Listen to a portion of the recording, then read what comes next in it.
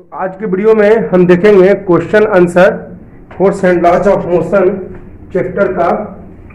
तो सबसे पहले जो है ऑब्जेक्टिव क्वेश्चंस देख लेते हैं। और मैंने आप लोगों को जो है इंट्रोडक्शन क्लासेस इसका काफ़ी डिटेल में मैंने दिया है, तो वो सारे वीडियो जरूर देखेंगे आप लोग, है ना, कुछ सीखना चाहते हैं तो सबसे पहला है ऑब्जेक्टिव क्वेश्चन, एमसीक्यू है, मल्टीपल चॉइस क्वेश्चंस। तो देखिए फर्स्ट नंबर कह रही है आपको, क्वेश्चन आपको मैंने लिख दिया है, क्वेश्चन वहां पर आपको राइट साइड में दिख रहा होगा। N unbalanced force acts on a body, कह रही है एक अनबैलेंस्ड फोर्स लगा है। क्या लगा है? अनबैलेंस्ड। अनबैलेंस्ड में इसका मतलब resultant force not zero. Balanced force होता है रिजल्टेंट फोर्स जीरो, और अनबैलेंस्ड फोर्स होता है रिजल्टेंट फोर्स नॉट जीरो, है ना। तो कह रहा अनबैलेंस्ड, ऑप्शन देखिए क्या है, रिमेन्स एट रेस्ट। जब अनबैलेंस्ड फोर्स लगेगी तो रेस्ट में तो होगी नहीं, बैलेंस्ड फोर्स में आपका रेस्ट में हो सकती है। Must move with uniform velocity, कह रहा है हमेशा जो है किस वेलोसिटी से मूव करेगी? यूनिफॉर्म वेलोसिटी से मूव करेगी। तो देखिए यूनिफॉर्म वेलोसिटी कब हो सकता है? बैलेंस्ड फोर्स में। अनबैलेंस्ड फोर्स, हाँ, मस्ट बी एक्सेलरेटेड, तो इसका आंसर चल जाएगा आपका सी चल जाएगा, इसका आंसर चल जाएगा सी, मस्ट बी एक्सेलरेटेड। क्या हो जाएगा आंसर? सी। ऑप्शन वहां पर लिखा हुआ है, ठीक है, तो आंसर हो जाएगा सी, मस्ट बी एक्सेलरेटेड। ठीक है। अनबैलेंस्ड फोर्स कहा जाता है, अनबैलेंस्ड फोर्स में कभी भी रेस्ट में नहीं होगा, है ना, कभी भी आपका रेस्ट में नहीं हो सकती है। ठीक है, अनबैलेंस्ड फोर्स में, ठीक है। और यूनिफॉर्म वेलोसिटी भी नहीं होगा। यूनिफॉर्म वेलोसिटी किस केस में? बैलेंस्ड फोर्स के केस में। तो आंसर हो जाएगा आपका सी हो जाएगा, है ना। Unbalanced force acts on a body कह रहा था, तो मस्ट बी एक्सेलरेटेड। क्या हो जाएगी? Must be accelerated. Second, a body not accelerated, हाँ, तो इसमें बैलेंस फोर्स हो जाएगा। अ बॉडी कह रहा है नॉट एक्सेलरेटेड, तो इसमें बैलेंस फोर्स। चलिए ऑप्शन क्या है? No force. ऐसा तो हो नहीं सकता कि फोर्स ना लगे, हमेशा हर एक ऑब्जेक्ट पर फोर्स लगता ही लगता है, कोई नहीं लगाएगा तो अर्थ लगाएगा, ठीक है। तो नो फोर्स ये तो नहीं होगा। नो अनबैलेंस फोर्स, हाँ, आंसर चल जाएगा। देखिए आपका नो अनबैलेंस का मतलब हो गया बैलेंस्ड, नो अनबैलेंस्ड का मतलब हो गया आपका, यहां पर मैं लिख दे रहा हूं, नो अनबैलेंस्ड यानी बैलेंस्ड फोर्स, ठीक है। अगर कहीं पे नो अनबैलेंस लिखा हो, अनबैलेंस नहीं तो अनबैलेंस, नहीं तो बैलेंस्ड, अनबैलेंस नहीं तो बैलेंस। तो बैलेंस फोर्स में क्या होगा? रिजल्टेंट फोर्स जीरो होगा, है ना। नॉट एक्सेलरेटेड, तो नॉट एक्सेलरेटेड मतलब रिजल्टेंट फोर्स जीरो, तो आंसर चल जाएगा इसका बी, है ना। क्या? No unbalance force acts on it. क्या कह रही? बॉडी नॉट एक्सेलरेटेड, जब एक्सेलरेटेड नहीं है तो वही के वही है। तो यूनिफॉर्म वेलोसिटी, यूनिफॉर्म वेलोसिटी किस केस में? बैलेंस्ड। तो बैलेंस्ड तो सीधा नहीं लिखा, नो अनबैलेंस्ड लिखा था। No unbalanced means balanced force, तो आंसर चल जाएगा बी, नो अनबैलेंस्ड फोर्स। कहने का मतलब नॉट एक्सेलरेटेड यानी बैलेंस्ड, या नो अनबैलेंस्ड भी कह सकते हैं। थर्ड नंबर है, no force acts on a body, body पर कोई फोर्स नहीं लगा, तो इट मूव डी शेप। जब फोर्स ही नहीं लगेगा, डी शेप मतलब शेप बदल जाना, तो शेप कहां से बदलेगा? फोर्स ही नहीं लगा तो। मूव इंक्रीजिंग, इंक्रीजिंग कहां से होगा? जब फोर्स ही नहीं लगा तो। हाँ, आइदर रिमेन एट रेस्ट और move in a straight line, तो इसका आंसर चल जाएगा आपका सी, ठीक है, इसका आंसर चल जाएगा आपका सी। चलिए मैं यहाँ पर लिख दे रहा हूं सबका, ठीक है बेटा। आएगा मस्ट बी, इसका क्या हुआ था? Must be accelerated, must be accelerated, है ना, ज्यादा पढ़ने से समझ में आएगी।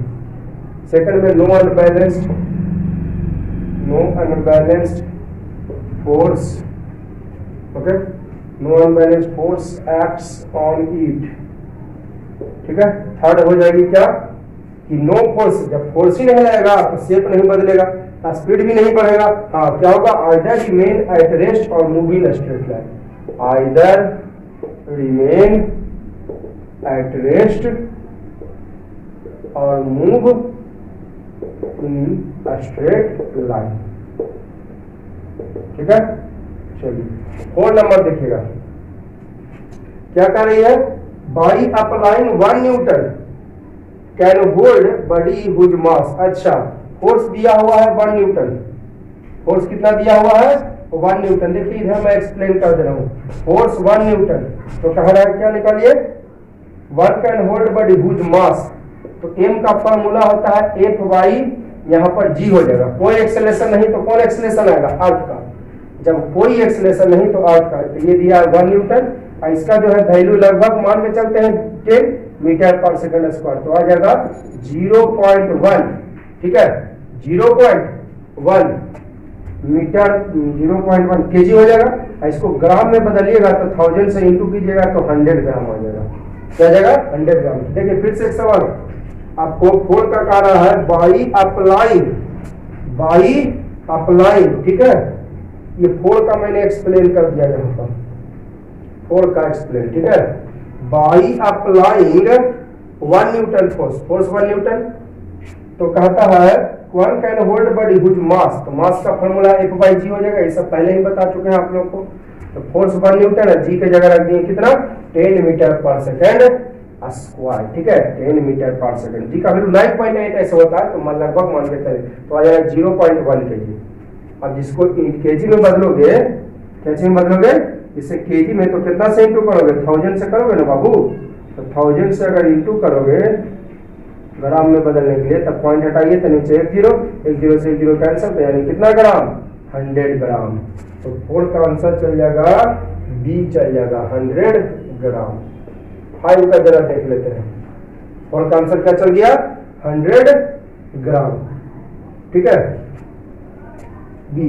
अगला है force of friction between two body. हाँ, ये हो जाएगा पैरेलल टू जो फ्रिक्शन। ये देखिएगा, ये कोई बॉडी है, इधर आपका मोशन है ना, इधर फ्रिक्शन हो गया, तो ये किसके? सरफेस के पैरेलल है ना, ये भी इस डायरेक्शन में, और ये देखिए पैरेलल, ये दोनों पैरेलल है। ये सरफेस और ये पैरेलल होता है, तो इसका आंसर चल जाएगा आपका 5 का। Force of friction between two body parallel to contact surface, parallel to the contact surface. ठीक है, 6 नंबर देख लेते हैं। A coin flicked across a table, stops due to friction। Stop हो गया टेबल पर तो ड्यू टू फ्रिक्शन, तो इसका चल जाएगा C. The table exerts a frictional force. The table exerts मतलब लगाता है a frictional force. Table exerts a frictional force on it. Table क्या लगाती है? फ्रिक्शन फोर्स लगाती है। ठीक है, टेबल आपका फ्रिक्शन फोर्स लगाती है ना। कोई भी स्टॉप हो गया तो फ्रिक्शन फोर्स के कारण। 7 है आपका the speed of falling body increases. Speed increases होता है फॉलिंग बॉडी, तो अर्थ के कारण, जैसे इसको मैं यहां से गिरा हूं तो नीचे गिरने लगेगा, इसके कारण इसका स्पीड बढ़ेगा, तो अर्थ के कारण। तो इसका आंसर हो जाएगा आपको the earth attracts it, D. The earth attracts it, earth इसे क्या करता है? अट्रैक्ट करता है। अगला है 8 नंबर। ठीक है, 8 नंबर है which of the following largest inertia. तो लार्जेस्ट मास, लार्जेस्ट इनर्शिया, कहता है लार्जेस्ट, जिसका मास ज्यादा इनर्शिया ज्यादा, मास कम इनर्शिया कम, तो क्या हो जाएगा? योर बॉडी, क्योंकि हमारे बॉडी का मास सबसे ज्यादा होता है तो इनर्शिया भी सबसे ज्यादा। ठीक है, इसे मैं इरेज कर देता हूं, है ना, समझ गए होंगे आप लोग। योर बॉडी हो जाएगी। ठीक है, क्योंकि हमारे बॉडी का मास सबसे ज्यादा है तो इनर्शिया भी सबसे ज्यादा। अगला देख लेते हैं 9 number. When a bus start suddenly, a passenger standing on it lean माने अड़ा हुआ, backward in the bus, this is first law हो जाएगा जी, न्यूटन फर्स्ट लॉ। अरे फर्स्ट लॉ में एग्जांपल बताए थे, जरा देखिएगा वीडियो में, न्यूटन फर्स्ट लॉ वीडियो में आप देख लीजिएगा। जब बस ब्रेक लिया या अचानक शुरू हुआ तो ये न्यूटन फर्स्ट लॉ। अगला सवाल देखेंगे 10 number. A force of given magnitude acts on a body, है ना, तो the acceleration of body depends on, तो acceleration का फॉर्मूला क्या होता है? Force by mass. तो acceleration डिपेंड करता है फोर्स पर और मास पर। तो कहता है फोर्स के बारे में कह रहा है कि फोर्स गिवन है, फोर्स गिवन है, तो फोर्स गिवन है तो एक्सेलरेशन किस पे डिपेंड करेगा? फोर्स और मास पे। तो फोर्स गिवन है तो किस पे डिपेंड करेगा? मास पे डिपेंड करेगा। तो इसका आंसर हो जाएगा ए, मास ऑफ बॉडी। किस पर? Mass of body. एक और सवाल फिर से देखिएगा, a force of given magnitude acts on a body। कहता है फोर्स गिवन है, फोर्स गिवन है, तो कहती है कि आपका the acceleration of body depends. Acceleration का फॉर्मूला होता है फोर्स बाई मास, तो फोर्स पे निर्भर करती है मास पे। तो फोर्स तो कह रहा है गिवन है, क्वेश्चन में लिख दिया है, देखिए उधर क्वेश्चन लिखा हुआ है, फोर्स गिवन है तो डिपेंड करेगा किस पे? मास पे। 11 का देख लेते हैं। The constant, if a constant force acts on a body initially at rest, तो डिस्टेंस के बारे में कह रहा है। तो देखिए इनिशियली एट रेस्ट में कह रहा है। 11 का देखिए एक्सप्लेन मैं यहाँ पे कर रहा हूँ।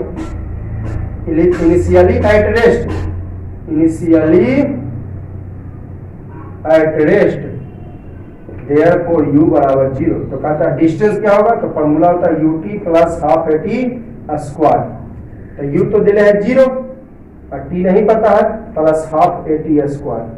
ठीक है, यानी 0 प्लस हाफ एटी स्क्वायर। तो किसके प्रोपोर्शनल यहाँ पे ये तो 0 हो जाएगा, प्लस हाफ एटी स्क्वायर। ठीक है, तो 0 प्लस हाफ एटी स्क्वायर। तो किसके प्रोपोर्शनल हुआ यहाँ पर? टी स्क्वायर के, है ना? थोड़ा बढ़िया से मैं लिख रहा हूँ, है ना, कंजस्टेड हो गया। देखिए s equal ut plus distance, distance s ना होगा जी, तो u के जगह 0 into T plus half A T square. तो 0 into T 0 plus half A T square, तो क्या हो जाएगा? Half A T square. तो पूछ रहा है कि distance body in time T proportional to. तो डिस्टेंस किसके प्रोपोर्शनल है? यहाँ पर देखिए टी स्क्वायर के, क्योंकि एस यहाँ पर आ गया क्या? Half A T square. तो डिस्टेंस किसके प्रोपोर्शनल? टी स्क्वायर के। तो आंसर इसका चल जाएगा आपका बी, टी स्क्वायर। आंसर चल जाएगा बी, क्या? T square. मैंने एक्सप्लेन कर दिया, यहाँ पे इनिशियली रेस्ट में है तो u0, तो u0 रखें तो करते करते करते करते लास्ट में आ गया s बराबर हाफ एटी स्क्वायर। तो डिस्टेंस के बारे में कह रहा है कि distance moved by body in time T proportional. Distance किसके साथ प्रोपोर्शनल? मतलब दोस्ती, प्रोपोर्शनल मतलब दोस्ती। डिस्टेंस किसके साथ दोस्ती? T square. ये बढ़ेगा तो ये बढ़ेगा, घटेगा तो घटेगा, तो क्या हो जाएगा? आंसर में बी हो जाएगा, टी स्क्वायर। ठीक है, क्लियर है ना? 12 का देख लेते हैं। The momentum of a body given mass. Momentum, momentum का फार्मूला होता है मास इंटू वेलोसिटी, यानी mv। मास इंटू वेलोसिटी कहे या स्पीड कहिए, तो मोमेंटम मास और स्पीड से फार्मूला बनता है मोमेंटम का। तो momentum of body given mass proportional to, option जो दिया उसके अनुसार चलेंगे। तो ऑप्शन में कहीं मास नहीं है, देखिए प्रोपोर्शनल होता है डायरेक्टली प्रोपोर्शनल मास के और स्पीड के। v मींस स्पीड या वेलोसिटी। तो ऑप्शन में क्या दिया है? वॉल्यूम तो होगा नहीं, शेप होगा नहीं, हाँ स्पीड हो जाएगा। आंसर सी, स्पीड हो जाएगी। क्या हो जाएगी? स्पीड, क्योंकि मोमेंटम जो है mv होता है। मोमेंटम होती है mv, मास और स्पीड, मास और स्पीड के बाद। ठीक है, तो मास कहीं ऑप्शन में नहीं है तो क्या चल जाएगा? स्पीड चल जाएगा। ठीक है, तो आंसर हो गई बी। ठीक है, 30 नंबर देखेंगे। ठीक है, क्या कर रही है? मास and speed of four body और इतना इतना इतना। तो कहता है the body has largest magnitude of momentum. तो निकाल लीजिए, देखिए आपको दिया हुआ है बॉडी ए है, बॉडी बी है, सी है और डी है। आपको देखिए क्वेश्चन वहां उधर लिख दिया मैंने, क्वेश्चन वहां लिखा हुआ है आपको, है ना? बॉडी ए है, बी है, मास दिया हुआ है और स्पीड दिया हुआ है। एक तरफ मास है, मास 1 kg, 2 kg, 3 kg, 4 kg, और इधर स्पीड दिया हुआ है कितना? 10 9 8 7, 10 9 8 7। ठीक है, 7। तो कहता है क्या निकालना? Mass and speed of four bodies are, body has largest magnitude of momentum, सबसे ज्यादा मोमेंटम। तो मोमेंटम का फॉर्मूला mv, v मतलब स्पीड, तो mv करेगा तो 10 आएगा इसमें, इसमें करेगा 18 और इसमें 24 और इसमें 28। तो किसका हो जाएगा आंसर? आंसर चल जाएगा आपको इसमें क्या? बी। आंसर क्या चल जाएगा? 13 का आपका डी का कौन डी, कैपिटल डी, ज्यादा मोमेंटम रखेगा। टेबल आपको दे दिया है, वहां भी मैंने यहाँ पर शो कर दिया टेबल, यहाँ पर भी मैंने टेबल शो किया है। देखिए 1 की इसका मास दिया हुआ इधर, इधर ए का मास इतना और स्पीड इतना, डी का मास 2 kg, स्पीड इतना, तो इसका मोमेंटम निकालेंगे एम भी, एम हो गया 1 kg और भी हो गया 10, तो 10 हो जाएगा इसका 18, इसका 3 8 24 और 4 8 7 28, तो सबसे ज्यादा किसका मोमेंटम हो गया, डी का, तो आंसर चल गया डी का। ठीक है, देखिएगा 14 नंबर क्वेश्चन अब। ठीक है, क्या करें, ध्यान से एकदम देखिएगा, क्वेश्चन नंबर आप 14 कह रही है the principle of conservation of linear momentum states. देखिए क्या बताता है principle of conservation of linear momentum, कि total momentum before collision equal to total momentum after collision when no external force acts on it. जब इस पर कोई external force नहीं लगता है तो, जब इस पर कोई एक्सटर्नल फोर्स नहीं लगता है तो यहां पर कह रही है कि क्या आपको बताता है क्या, कैन नॉट बी चेंज, हाँ चेंज हो सकती है, ये देखिए चेंज हो सकती है एक्सटर्नल फोर्स लगने से। बी कह रही है can not be remain constant, constant नहीं हो सकती है constant when no external force act on it. फिर कह रही है can be change only internal force, तो इंटरनल फोर्स पर नहीं चेंज होगी, तो आंसर चल जाएगा D, can be change only if external force act, है ना, can be change only if external force act on it. Change कब हो सकती है, only act if only external force act, है ना, हम आगे पीछे leave only if external forces act on it नहीं लिखा होता, उससे कोई दिक्कत है। जब इस पर फिर से एक बार सवाल करिएगा, अभी करते हैं 14, थोड़ा सा इंटरेस्टेड है। Principle of conservation of linear momentum states क्या बताता है कि total momentum before collision equal total momentum after collision, है ना, कब, जब when no external force acts on it, जब कोई एक्सटर्नल फोर्स नहीं लगे, तो कहता है linear momentum of system can not be change. देखिए चेंज हो सकती है एक्सटर्नल फोर्स लगने से, correct, can not remain constant, तो कांस्टेंट भी हो सकती है when no external force act. C कह रहा है can be change only internal force, नहीं इंटरनल फोर्स से तो चेंज होगी नहीं, सी में कह रहा है इंटरनल फोर्स एक्ट, तो चेंज तो नहीं, कैन बी चेंज कब, only if act external force, तो इसलिए इसका आंसर चल गया डी। ओके, चलिए अब देखते हैं question number 15। Action reaction forces act on different body हो जाएगा, तो 15 का बी चल जाएगा, act on different bodies. Action reaction कब लगती है, एक्ट ऑन डिफरेंट बॉडीज। 16 का देखिए, तो 15 का आंसर क्या हो गया, बी हो गया। ठीक है, 16 का देखिए, ये हम लोग क्या पढ़ रहे हैं, आपका एससी वर्मा का ही है। ठीक है, एससी वर्मा का क्वेश्चन आंसर पढ़ रहे हैं। 16 का ही है, जरा ध्यान से देखिए आप क्वेश्चन नंबर 16, थोड़ा आपको शायद कंफ्यूज कर सकती है। 16 का मैं इधर एक्सप्लेन कर दे रहा हूं, शायद कंफ्यूज, ध्यान से देखिएगा। 16 का मैं इधर एक्सप्लेन करता हूं। कह रही है एक porter standing on a platform, अच्छा एक पोर्टर है, प्लेटफॉर्म, चलिए इसको प्लेटफॉर्म मान लेते हैं। एक पोर्टर है, चलिए पोर्टर आदमी है ना होगा जी, चलो मान लेते हैं ये इस तरह से खड़ा है, ये पोर्टर है। Porter standing on a platform with suitcase, अच्छा सूटकेस के साथ, बीच प्रेसेस हेड, अच्छा सूटकेस है ये हो गया सूटकेस जो माथा को पुश करता है ना, ये सूटकेस माथा को पुश करेगा तो हेड पुश करेगा सूटकेस को।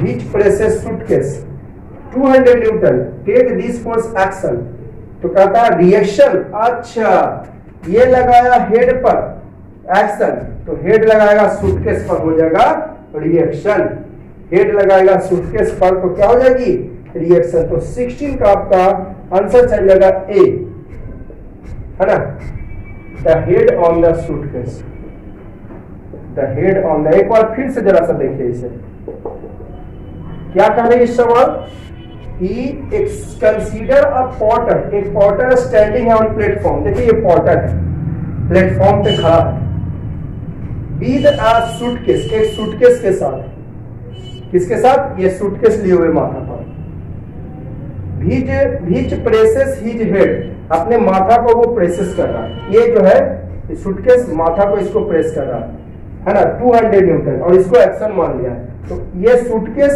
प्रेसेस कर रहा, सूटकेस प्रेसेस द हेड, इसको माना है एक्शन, तो दूसरा हो जाएगा रिएक्शन, तो हेड है ना ऑन द सूटकेस जो हो जाएगा वो क्या हो जाएगी, रिएक्शन, मतलब सूटकेस लगाया हेड पर तो एक्शन, तो हेड लगाएगा on suitcase reaction, suitcase head पर एक्शन, तो हेड सूटकेस पर रिएक्शन। क्लियर, 70 नंबर देखेंगे। फिगर चार्ट में दिया हुआ है आपको, उधर में क्वेश्चन लिखा हुआ है, चार फिगर दिया हुआ है, पूछ रहा figure 3.E1 show displacement time graph four particles A B C A D, तो एन अनबैलेंस फोर्स, अच्छा अनबैलेंस फोर्स यानी स्ट्रेट लाइन, तो इसका आंसर चल जाएगा डी होगा, इसका आंसर क्या चल जाएगा, डी चल जाएगा, ये वाला, ये डिस्प्लेसमेंट और ये टाइम हो गया।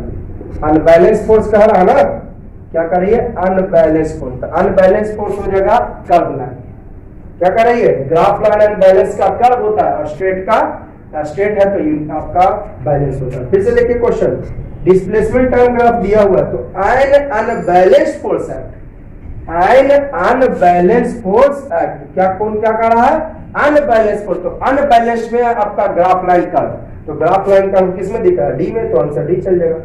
18 है pascal is unit of, pascal is unit of pressure हो जाएगा, ए हो जाएगा इसका answer, pressure.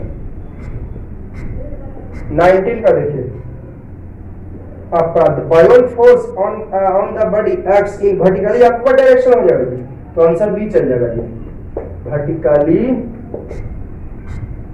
Upward direction. Buoyant force हमेशा ऊपर लगता है, लेकिन क्या इन द लिक्विड, जब लिक्विड में है तब, लिक्विड में है तब बायोन फोर्स है, लिक्विड के बाहर बायोन फोर्स खत्म, तो वर्टिकली अपवर्ड लगता है। Body floats in the liquid, तो बायोन फोर्स इक्वल टू हो जाएगा डी, फ्लोट कर रहा है तो फ्लोट में बी बराबर डब्ल्यू, फ्लोट कर रही है, देखिए आपका वाटर है यहाँ पर, फ्लोट कर जितना नीचे उतना ही ऊपर, यानी बी बराबर डब्ल्यू, बायोन फ्लोट कर रहा है तो बी बराबर डब्ल्यू, तो आंसर हो जाएगा buoyant force act on body, body floats in the liquid, the buoyant force equal to हो जाएगा वेट, तो answer D equal to its weight, है ना। तो ये था आपका एमसीक्यू, एमसीक्यू आपका खत्म हो गया, इक्वल टू इट्स वेट। अब चलते हैं एमसीक्यू के बाद true and false question. Okay, देखिए हम लोग देखेंगे आपका ट्रू फॉल्स वाला क्वेश्चन, ठीक है, ट्रू फॉल्स वाला क्वेश्चन हम लोग अब देखेंगे, ठीक है। क्वेश्चन मैंने उधर आपको शो कर दिया है, देखिएगा, सेकंड है ट्रू फॉल्स और सेकंड का फर्स्ट में ट्रू और फॉल्स वाला क्वेश्चन है, ठीक है। तो देखिएगा क्या कर रही है, a speed of particle remains constant, कर रही है a speed of particles remains constant, कहता है स्पीड कांस्टेंट है, क्या है, स्पीड कांस्टेंट है, ध्यान से सुनिएगा, अ स्पीड कर रही है कांस्टेंट है, तो दिस मींस नो अनबैलेंस्ड। अरे मैंने अभी बताया नो अनबैलेंस्ड का मतलब, नो अनबैलेंस्ड यानी बैलेंस्ड, नो अनबैलेंस्ड मतलब बैलेंस्ड, ठीक है, नो अनबैलेंस्ड का मतलब हो गया बैलेंस्ड, ठीक है। तो कह रही है आपको कि the speed of a particle remains constant, है ना, स्पीड जो है वो कांस्टेंट है, स्पीड क्या है, कांस्टेंट है, ठीक है। इसका मतलब हुआ कि no unbalanced force act on it, no unbalance का मतलब होता है balanced force, no unbalanced force का मतलब क्या होता है, बैलेंस्ड फोर्स, ठीक है। तो कहता है स्पीड कांस्टेंट है तो नो अनबैलेंस यानी बैलेंस फोर्स लग रहा है तो हो जाएगा ट्रू। नो अनबैलेंस का मतलब बैलेंस, तो स्पीड कांस्टेंट है तो बैलेंस फोर्स, तो ट्रू हो जाएगा। अब सेकंड देखिए, एकदम हूबहू क्वेश्चन लिखा है, उसी को उलट के दे दिया है। सेकंड नंबर क्वेश्चन फर्स्ट को ही उलट दिया है, आगे वाला पीछे और पीछे वाला आगे। देखिए क्या करेंगे, no unbalance force act on it, है ना, लास्ट वाला पहले और पहले वाला लास्ट में, तो speed constant. No unbalance force कहता है कोई अनबैलेंस फोर्स नहीं लग रहा है, नो अनबैलेंस मतलब बैलेंस फोर्स लग रहा है, तो कहता है कि स्पीड जो है रिमेन्स कांस्टेंट, तो ये भी हो जाएगी ट्रू। उलट के दे दिया है केवल। 3 number, a spring can pull an object as well as push, कह रहा स्प्रिंग जो है can pull an object as well as push, spring pull भी करता है और पुश भी करता है, तो ये भी ट्रू हो जाएगा। क्यों? क्योंकि स्प्रिंग इलास्टिसिटी शो करता है। इलास्टिसिटी मतलब लम्हा भी जाएगा सिकुड़ भी जाएगा, लम्हा भी जाएगा सिकुड़ जाएगा, है ना, मतलब लम्हा जाएगा फिर अपने आप पहले जैसा शेप में वापस आ जाएगा, है ना। फ्लेक्सिबिलिटी इलास्टिसिटी कहते हैं कि जैसे कि स्प्रिंग को लम्हाए, धनुष को लम्हाए, फिर से पहले जैसा शेप में वापस आ जाएगा, तो इसी को बोलते हैं इलास्टिसिटी। यानी पुल के साथ साथ ये पुश भी करेगा, पुल के साथ साथ ये आपका पुश भी करेगा, ठीक है। Spring can pull an object as well as push, मतलब पुल भी करेगा और पुश भी करेगा, क्योंकि इलास्टिसिटी शो करता है, पुल करेगा फिर अपने आप पुश हो जाएगा, तो ट्रू हो जाएगा। लेकिन रस्सी में, और चौथा दिया है स्ट्रिंग, रस्सी में ऐसी बात नहीं है। रस्सी को पुल कीजिएगा अपने आप को पहले जैसा शेप में वापस नहीं आएगा। रस्सी को आप पुल करोगे, रस्सी को खींचोगे, उसको छोड़ देंगे तो पहले जैसा वापस आ जाएगा नहीं। लेकिन स्प्रिंग को खींचोगे, धनुष को खींचोगे, धनुष के आपका वायर को, तो पहले जैसा वापस आ जाएगा, तो पुल भी करेगा पुश भी। लेकिन रस्सी में ऐसी बात नहीं है, रस्सी में ऐसी बात नहीं है। जब उसको आप पुल करोगे तो पहले जैसा वापस नहीं आएगा, तो ये 4 नंबर का है स्ट्रिंग, रस्सी can pull an object as well as push, no false हो जाएगा, लेकिन स्प्रिंग कर सकता। 5 पार्टिकल्स अट्रैक्ट द अर्थ, पता particles attract the earth with the force equal to weight, हाँ जी ट्रू हो जाएगा, क्योंकि पार्टिकल्स अट्रैक्ट कर रहा है तो अर्थ भी अट्रैक्ट करेगा, इक्वल फोर्स। तब स्थिर है, कोई ऑब्जेक्ट इक्वल है तब तो दोनों तरफ से सेम फोर्स लग रहा है, तो रेस्ट में। फिर कहता है particles attract the earth, particles क्या करेगा, अर्थ को अट्रैक्ट करेगा, है ना, with a force equal to weight, है ना, force equal to weight, force equal to weight, तो ट्रू हो जाएगा। अगला सवाल देखिए 6 number, a ball moving on a horizontal surface stops because of friction, हाँ जी ये तो ट्रू हो जाएगा। कोई भी बॉल कोई भी रुक जाता है किसको, फोर्स के कारण, फ्रिक्शन के कारण, ट्रू हो जाएगा। It is easier to catch fast moving ball with the arms kept nearly, no no no false. नजदीक से खींचेगा तो चोट लगेगा, नजदीक से आपको कैच करोगे तो चोट लगेगा, नजदीक से कैच करोगे तो चोट लगेगा।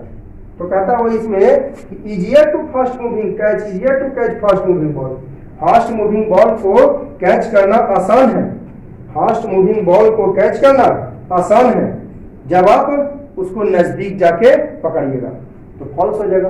दूर से पकड़िएगा तो आप आसान है। अगला 8 नंबर जरा गौर से देखिएगा, पार्टिकल्स स्टार्ट फ्रॉम रेस्ट, 8 का मैं इधर एक्सप्लेन कर रहा हूं। पार्टिकल्स, इसको समझ गया ना, नो अनबैलेंस का मतलब, इसे मिटा देता हूं मैं, 8 का एक्सप्लेन कर रहा हूं। पार्टिकल्स स्टार्ट फ्रॉम रेस्ट यानी यू बराबर 0, ठीक है।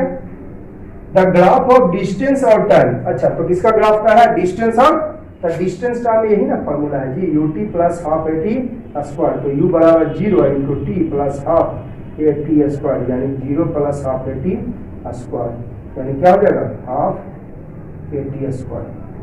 तो s बराबर क्या आ गई, हाफ at स्क्वायर, s बराबर आ गई हाफ at स्क्वायर। तो देखिए तो ये स्क्वायर में है, ये तो आपका स्क्वायर में है, तो आप बताइए स्ट्रेट लाइन थोड़ी ना होगा, ये अगर t1 रखेंगे, ये वाला 1 रखेंगे, है ना, तो 1 है, 2 रखेंगे तो ये 4 आ जाएगा, 3 रखेंगे तो 9 आ जाएगा, स्क्वायर होगा ना, 3 स्क्वायर 9 आ जाएगा, 4 स्क्वायर, तो ये आपका स्ट्रेट लाइन नहीं होगा, ये कर्व लाइन होगा। तो इसके कारण स्ट्रेट लाइन तो हो जाएगी आपका फॉल्स। स्ट्रेट लाइन कह रही है तो फॉल्स। एक नजर फिर से थोड़ा देखेंगे इसको।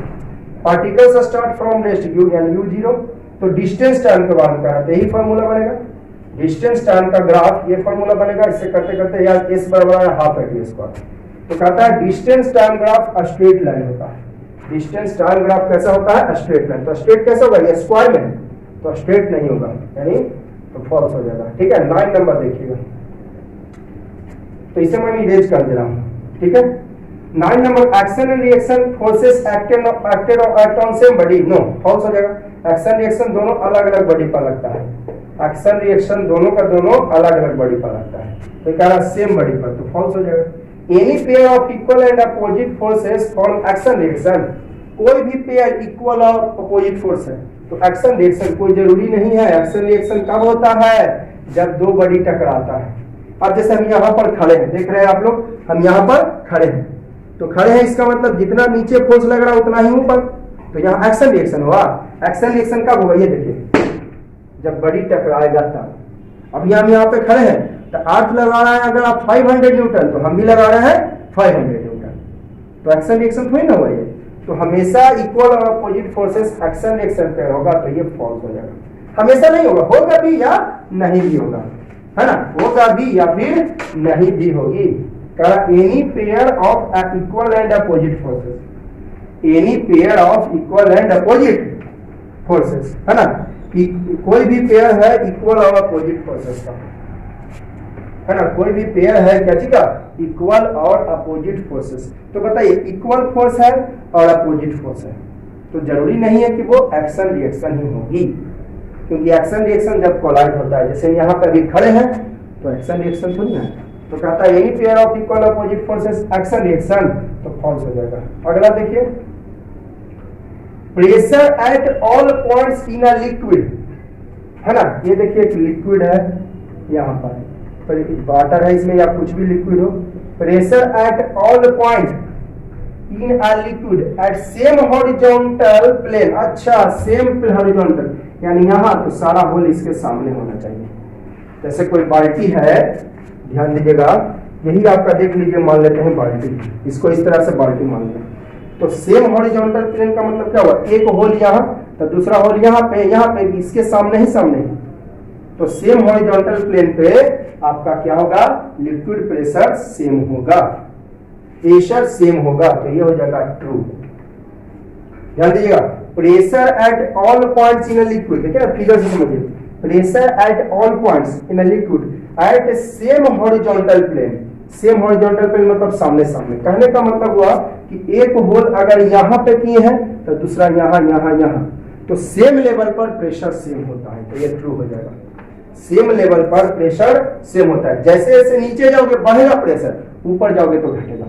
As and as object goes downward, pressure increases and goes upward, then pressure decreases.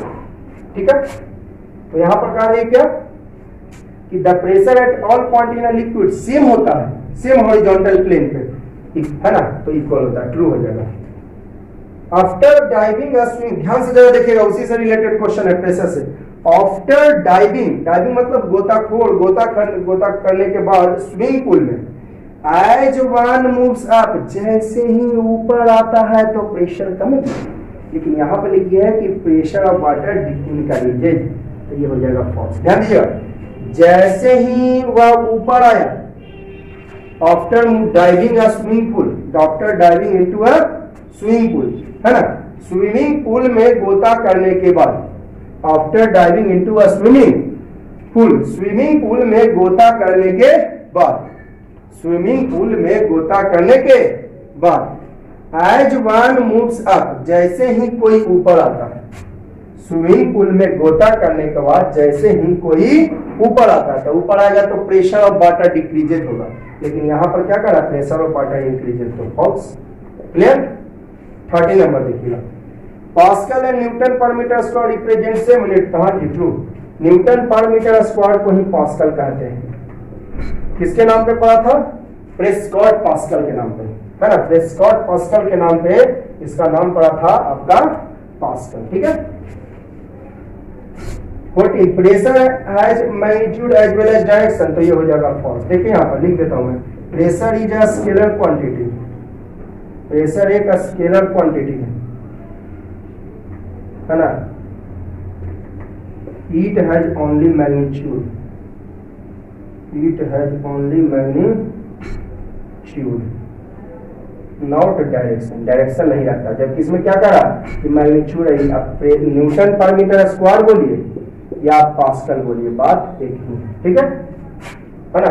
तो प्रेशर स्केलर क्वांटिटी है तो केवल मैग्नीट्यूड रखेगा, लेकिन इसमें क्या करेगा, pressure has magnitude as well as direction, तो डायरेक्शन तो नहीं रखती है, तो ये हो जाएगी। अब देखिएगा फिल इन द ब्लैंक्स भी कुछ क्वेश्चन है इसमें, उसे भी देख लेते हैं, बड़ा ही आसान है। फर्स्ट नंबर क्वेश्चन मैंने उधर लिख दिया है, थर्ड नंबर है fill in the blanks. First, dot a spring pushes the object attach to its in, तो कौन स्प्रिंग पुश करेगा, कंप्रेस्ड, फर्स्ट का हो जाएगा कंप्रेस्ड स्प्रिंग पुशेस। कौन स्प्रिंग पुशेस करेगा, कंप्रेस्ड। नॉर्मल में तो पुश करेगा नहीं, अगर नॉर्मल ओरिजिनल लेंथ में है तो ना पुश करेगा ना पुल करेगा, तो कंप्रेस्ड स्प्रिंग जो है पुशेस करेगा, ठीक है। तो सेकंड नंबर मैंने इसका लिख दिया, फर्स्ट ये सेकंड नंबर में होगा, ये सेकंड नंबर क्वेश्चन है, ठीक है, कंप्रेस्ड।